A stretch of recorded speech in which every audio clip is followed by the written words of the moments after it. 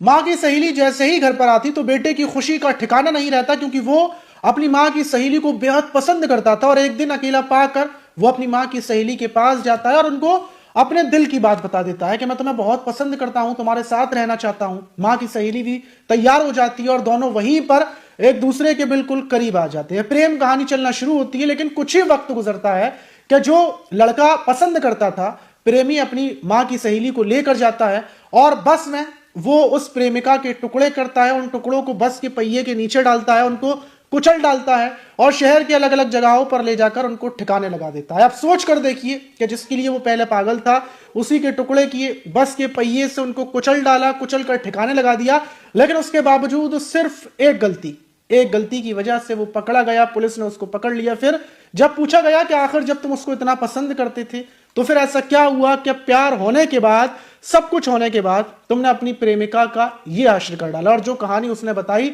और जिस प्लानिंग से उसने टुकड़े किए और किस गलती की वजह से वो पकड़ा गया, जब आप पूरी कहानी सुनेंगे तो आप भी चौंक जाएंगे। तो चलते हैं और जो आज की घटना है उसको शुरुआत से जानते हैं आखिर तक। तो दोस्तों, मेरा नाम माज है, उम्मीद है कि आप सब अच्छे होंगे, सुरक्षित होंगे। और जो आज की घटना है वो उत्तर प्रदेश के ग्रेटर नोएडा की और वहीं का एक सेक्टर 108 है और वहां का नाला है बरसाती नाला, जो हमेशा फुल रहता है। और उस नाले में 6 नवंबर की सुबह सुबह लोगों की नजर पड़ती है कि उसमें एक महिला का बीच का शरीर का टुकड़ा पड़ा हुआ है, लेकिन उसका सर नहीं है, सर कटी लाश पड़ी हुई है।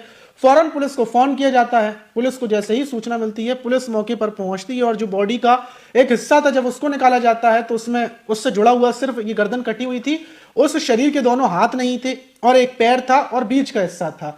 जब निकालते हैं तो देखकर लगता है कि कोई शादीशुदा महिला है, क्योंकि जो पैर था, पैर की उंगलियों में बिछियां थी और उससे पता चलता है कि महिला की हत्या की गई है। पुलिस के लिए एक पहेली था, मतलब सर है नहीं है तो शिनाख्त कैसे करी जाएगी कि आखिर ये महिला कौन है, कहां से आई है।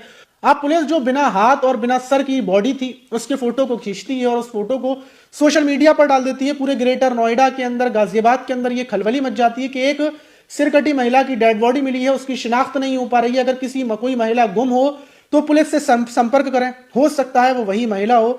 अब जब चारों तरफ खलबली हो जाती है और पुलिस ये ढूंढने में लगी हुई थी कि आखिर महिला की बॉडी को यहां पर कैसे फेंका गया, तो जो सेक्टर 108 है वहां से गुजरने वाले सारे जितनी भी गाड़ियां हैं, जितनी भी कारें हैं, उनके बारे में पुलिस पता करना शुरू करती है। 1100 कारों के बारे में जब पुलिस पता करती है, उनके नंबर्स की डिटेल्स निकालती है। फिर उसमें से 44 जो गाड़ियों के मालिक थे उनको बुलाया जाता है, उनसे पूछताछ की जाती है कि उस रूट से तुम गुजरे थे, किस लिए गुजरे थे, क्या काम था। लगभग 44 लोगों से पुलिस पूछताछ करती है, लेकिन उसके बावजूद पुलिस के हाथ बिल्कुल खाली थे।